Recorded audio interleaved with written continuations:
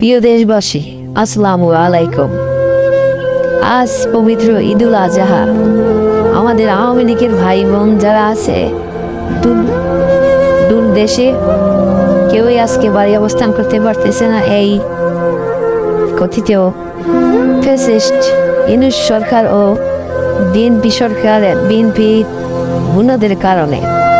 আজ আমরা রয়েছি আত্মীয় স্বজন সন্তান এদের কাছ থেকে দূরে। আমরা ইনশাল্লাহ ফিরে আসব এই বাংলাদেশে আবার সরকার গঠন করবে মাননীয় প্রধানমন্ত্রী জননেত্রী শেখ হাসিনা। তার হাত ধরেই আবার বিজয় আসবে এই বাংলাদেশে। আমরা প্রতিহিংসা পরায়ণ রাজনীতি করি না। আমরা ক্ষমা করে দেব এই ইউনূস সরকারের কথিত সরকার গুন্ডা বাহিনীকে ক্ষমা করে দেব। আমরা পৃথিবীকে আমরা দেখিয়ে দিতে চাই যে আওয়ামী লীগ হিংসাপরায়ণ রাজনীতি করে না। তারা ক্ষমা দৃষ্টি সুন্দর দিয়ে বিএনপি জামাতকে ক্ষমা করে দিতে জানায়। আসুন আমরা এই ঈদের পর সবাই রাজপথে একত্রে কাঁধে কাঁধ মিলিয়ে আন্দোলন করি।